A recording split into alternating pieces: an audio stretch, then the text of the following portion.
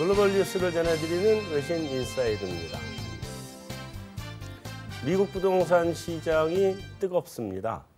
서프라임 사태 이후에 지금까지 거의 10년 가까이 계속 우상향 가격이 오르고 있는 중인데요. 그럼에도 불구하고 아직도 여전히 그렇게 비싼 가격은 아니다라는 뉴스입니다. 이나연 앵커 관련 뉴스 소개해 주시죠. 미국의 주택 가치는 지난 6년 동안 고공행진했습니다. 최근 2년 동안은 그 가격 상승 속도가 더 빨라지고 있는데요. 하지만 이런 주택 가격 상승 지속될 수는 없을 것이란 전문가들의 의견이 이어지고 있습니다. 과연 그 이유는 무엇일까요? 지금 CNBC 기사를 통해 함께 확인해 보겠습니다.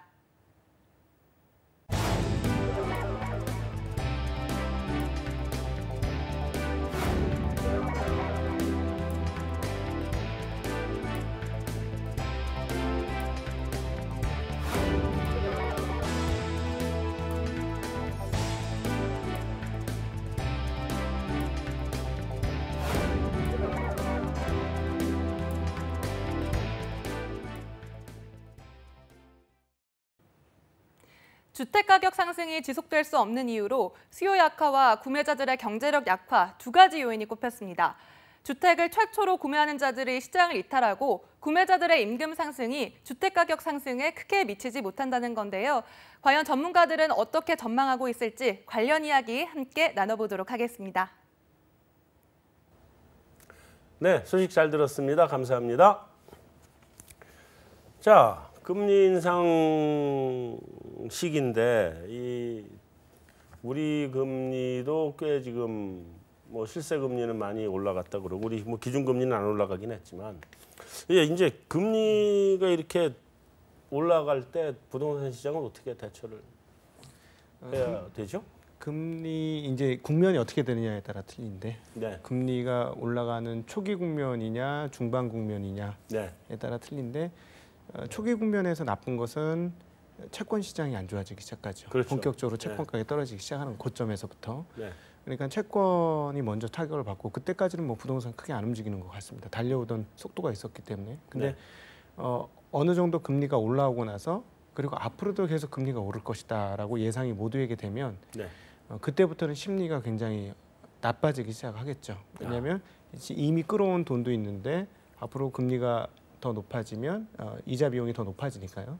그렇게 되면 부동산은 아무래도 좀 어려워지는데 네. 한국 기준으로 보면 올해가 그 금리만 봐서는 그 시점이 다가오고 있는 상황이다. 근데 국내 기준금리는 쉽게 안 오를 것 같은데 미국이 뭐 그 자기 계획대로 올라가니까 시중금리가 따라서 가면 그렇게 될 가능성이 높다 이렇게 보여집니다. 근데 그 하나만 사실 하나보다 좀 더 많은데 추가로 질문을 좀 드리면 이제 두 가지인데 하나는 금리가 올라간다는 거는 경기가 좋아진다는 얘기인데 네. 그럼에도 불구하고 부동산 시장이 안 좋을 것이냐 어느 쪽의 영향이 더 크냐 이런 게 하나의 질문이고요. 그다음에 두 번째 질문은 미국은 뭐 금리를 계속 계획대로 올리겠지만 우리는 지금 금리 인상 못할 것 같거든요. 이번 7월 인상설도 이미 이제 물 건너갔고 11월 달이나 하냐 마냐 이런 얘기 지금 나온단 말이에요. 거기다가 경기가 만약에 성장률이 떨어지고 내년 가서 좀 안 좋아지고 이렇게 되면 우리는 금리 인상할 기회조차 안 올 것 같거든요. 그럴 수 있죠. 네. 그런 상황에서 미국은 올라가고 우리는 경기가 좀 안 좋아서 금리를 못 올리고 이런 상황이 된다 그러면 이제 또 우리 부동산 시장에 어떻게 대응을 해야 되는지 두 가지.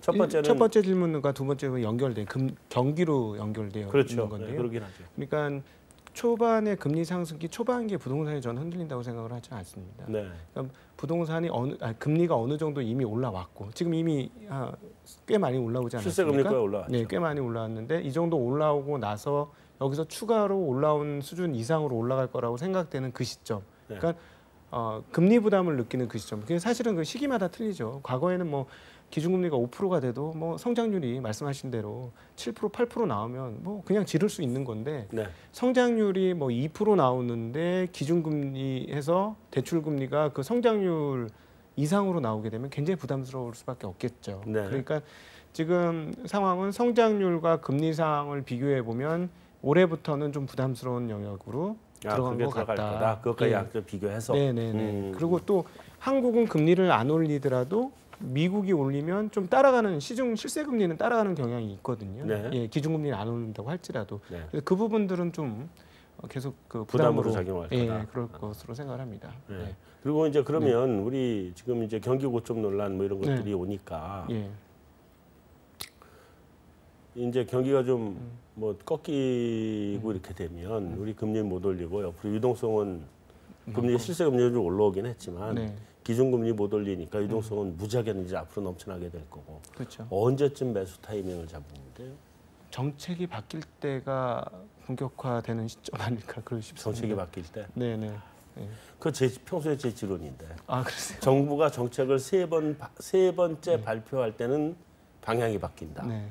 네. 그러니까 부양도 부양책이 세 번째 나오면 부동산이 올라가기 시작하니까 그때 사고. 그다음에 그 억제책도 세 번째 나올 때쯤이면 상투다. 그땐 팔아라. 네. 네.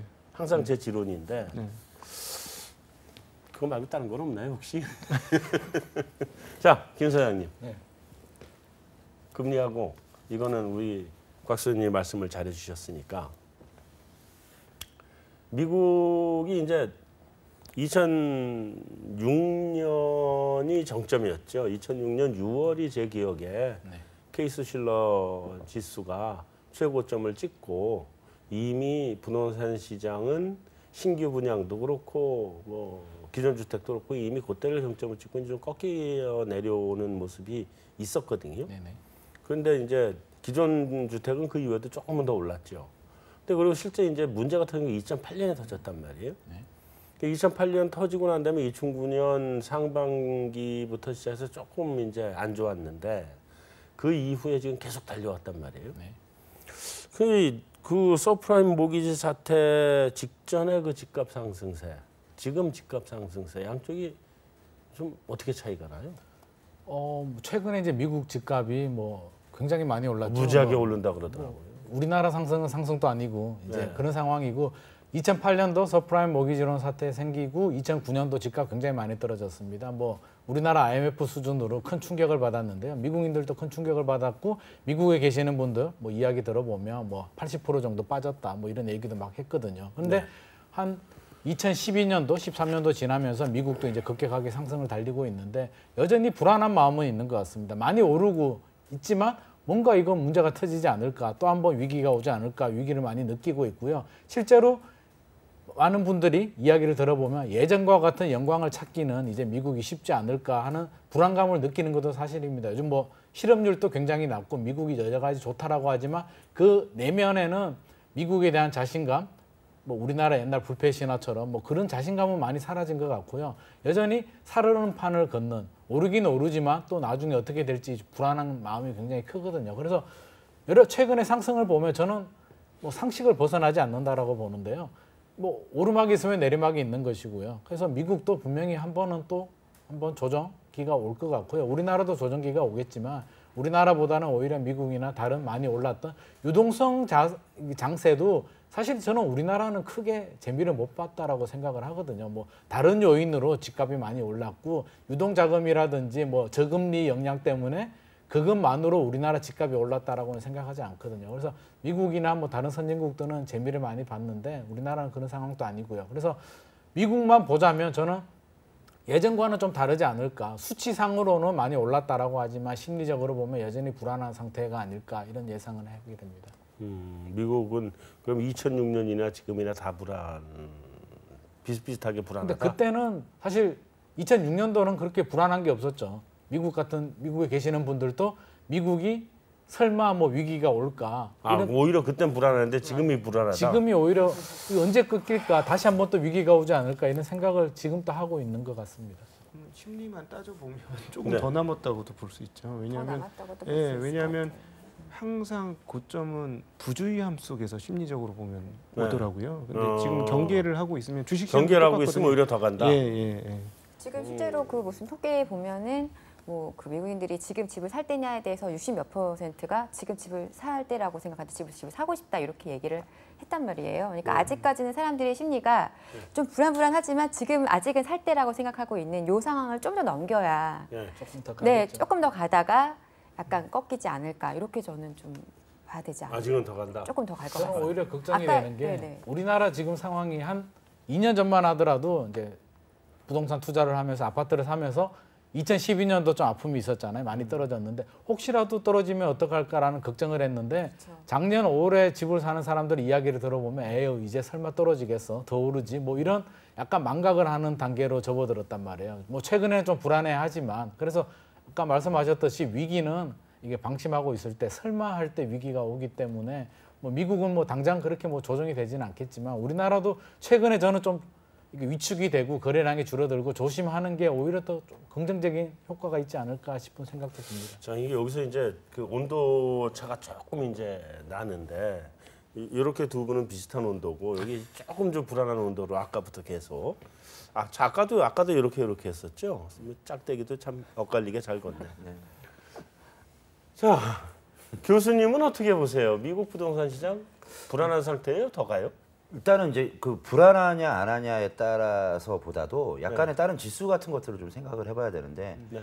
일단은 미국이 지금 아직은 성장률이 잘 나오고 있거든요. 그러니까 네. 미국이 이제 금리를 올리는 이유 중에 하나는 일단은 고용과 성장률인데 네.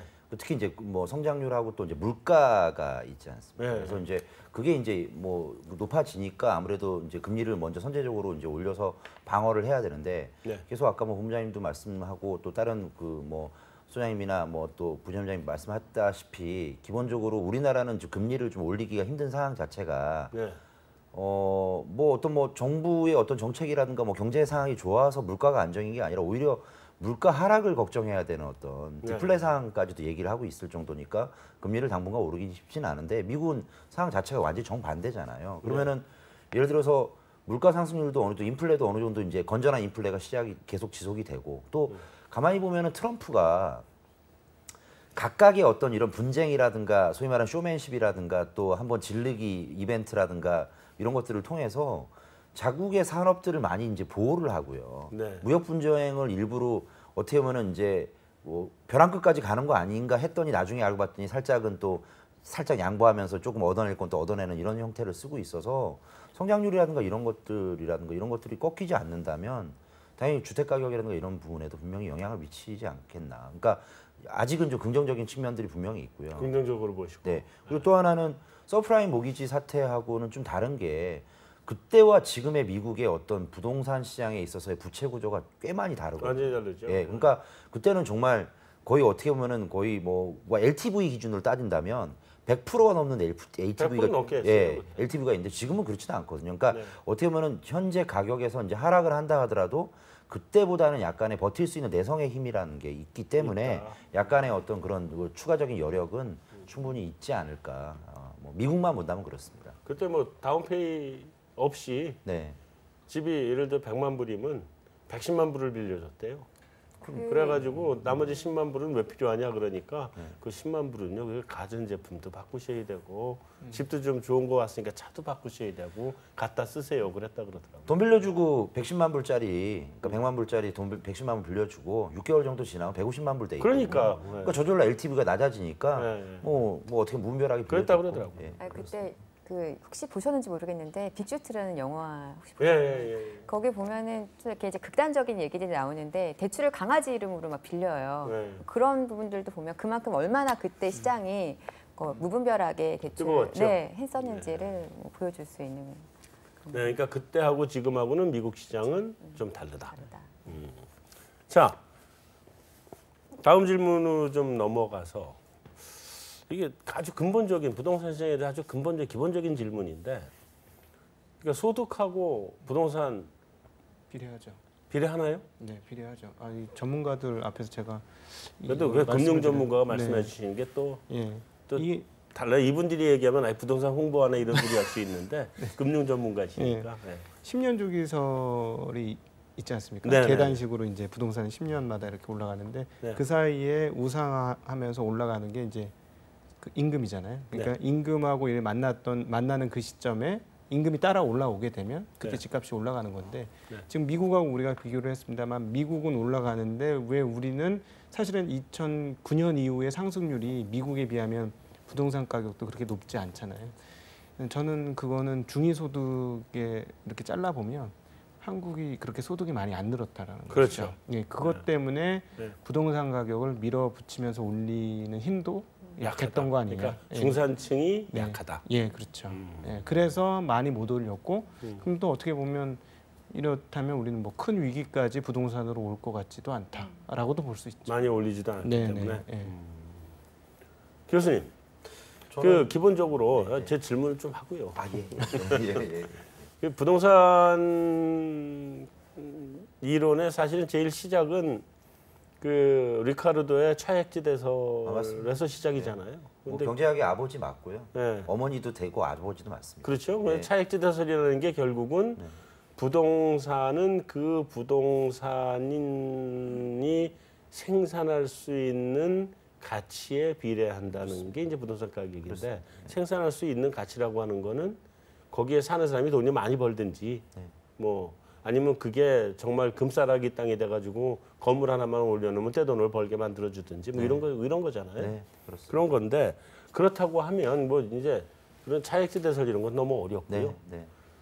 이 어떤 지표를 보면 그 나라 전체의 부동산 가격에 이렇게 직접 관련해서 볼 수 있는지 또는 지역별로도 어떤 것들을 보면 아 여기는 부동산 가격이 괜찮겠다 하는 이런 경제적인 관점에서 어떤 지표들 어떤 것들이 있어요? 딱 하나만 정리를 한다면 네. 그냥 그 GDP 성장률만 보셔도 될 것 같습니다. GDP 성장률. 네. 네. 우리가 이제 계속 GDP 그럼 성장률 명목으로 봐야죠. 그냥 명목으로 보셔도 되고요. 그러니까 실질을 보셔도 되는데. 실질 더하기 물가상승률 딱 보면. 예, 그렇습니다. 그래서 GDP 성장률 같은 거 보면은 기본적으로 GDP 성장률은 우리나라가 계속 얘기하는 게 3%대를 지금 못 넘고 있는 상황이잖아요. 그렇죠. 2.8 아니면은 뭐 좋아야 3.0. 그다음에 이게 올해는 또 3 간다고 그러긴 하던데. 뭐 가봐야 되는데 네. 일단은 이제 이것도 이제 GDP 성장률 같은 거는 이제 분기별로 이제 발표가 되지 않습니까? 네. 그래서 그것만 잘 보셔도 될 것 같은데 다만 그거는 이제 우리나라 전체 시장에 대한 부동산과 관련된 연계된 지표일 수도 있고요. 네. 사실은 거기서 파생된 게 GDP 성장률 밑에 또 어떻게 보면 이제 요소로서 네. 고용과 소득이 존재하거든요. 네. 그러면 이제 우리나라 지금 고용이 좀 힘들고요, 아직. 네. 그리고 또 이제 소득 증가율도 낮고요. 네. 성장률도 그에 따라 낮고 그러다 보니까 이제 금리도 못 올리고 이러고 있는데 다만 이런 게 있습니다. 지역별로 GDP 성장률이 다를 수 있습니다. GRDP가 다르죠. 예. 그래서 예를 들면 그러니까 뭐 지금이야 약간 좀 뭐 사드 영향 때문에 약간 줄긴 했지만 제주도 같은 경우는 이제 갑자기 이제 중국 관광객들이라든가 외국 관광객들이 오면서 거기 일자리가 늘어나고요. 네. 그 지역의 소득이 늘어나고요. 집값이 오르고 그다음에 식당에 있는 밥값이 오르고 하다 보니까 그 지역에 있는 어떤 지역 GDP가 오르면 당연히 그 지역의 땅값이라든가 부동산 가격이 오르는 게 맞는 것이고. 사실은 정확하게 중국 GDP하고 연동됐죠. 예, 뭐 그런 것도 있는데요. 어쨌든 뭐 그렇고 예전에 지금이야 이제 뭐 다시 한번 뭐 영화를 다시 회복하겠다고 하는데 뭐 울산이라든가 거제 같은 경우에도 지역별 어떤 GDP가 높다 보니까 그 지역의 어떤 뭐 집값이라든가 그 다음에 또 여러 가지 어떤 물가라든가 이런 것들이 영향을 받듯이 그러니까 하여튼 뭐 나라 전체로 본다면은 전체 부동산 시장은 그 뭐 그러니까 분기별로 발표되는 GDP 성장률 명목이든 뭐든 그래서 네. 그런 것들 보시고 만약에 어떤 지역이 차별화된 부동산 시장의 가격 패턴을 보일 거냐라고 한다면 그 지역에 있는 GRDP 같은 거를 잘 보시면 상당히 도움이 되는 어떤 지표가 아닐까. 그럼 사실 아까 말씀하신 정확하게 그 지역에 일자리가 있느냐 없느냐, 그렇습니다. 산업이 있느냐 없느냐, 예. 딱 그거잖아요. 그렇습니다. 그래서 그런 관점에서 지금 보면 예를 들면 판교, 거긴 테크노밸리 계속 들어가니까 거긴 좋고, 네. 뭐 거제, 여기는 지금 안 좋고 네. 네. 이렇게 보는 게 맞는 거죠, 저는 정확하게? 그렇게 보고요. 네. 그리고 또 수도권 만약에 서울을 기준으로 해서 수도권 전체를 본다면 네, 아까 그 리카도 얘기도 하셨지만 네, 리카도가 얘기한 차익지대설 중에서는 분명히 이제 그 뒤로 발전시킨 모든 이론들이 네. 위치지대 얘기가 있거든요. 그렇죠. 그러면은 결국에는 비즈니스의 중심점으로부터 네. 먼 지역들부터 망가질 수도 있고 네, 먼 지역들부터 가격 상승률이 탄력성이 떨어질 수 있으니까 네. 예를 들어서 그런 지역에서 멀다. 근데 다만 멀어도 만약에 이제 비즈니스가 존재한다, 직장이 존재한다, 고용이 존재한다면은 얘기가 다르겠으나 순수한 매드타운 지역이다라고 하면 상당히 하락에 비탄력적이긴 힘들어서 오히려 하락에 상당히 대비를 하거나 빨리 뭔가 어떤 의사결정을 해야 되는 시점이 아닐까 싶습니다. 옛날에는 배드타운이라면 참 좋은 거라고 개발을 했는데 네. 이제 그게 아닌 베드타운은 안 좋다. 네. 본부장님 말씀하신 판교 같은 경우에는 아마 수도권에 있는 신도시 중에 가장 늦게 꺼질 지역이 아닌가 싶습니다. 왜냐하면 뭐 집도 있고 뭐 일자리도 있으니까요. 잘 알겠습니다. 네. 네, 오늘 준비한 순서는 여기서 마치도록 하겠습니다. 저희는 다음 주에 다시 찾아뵙겠습니다.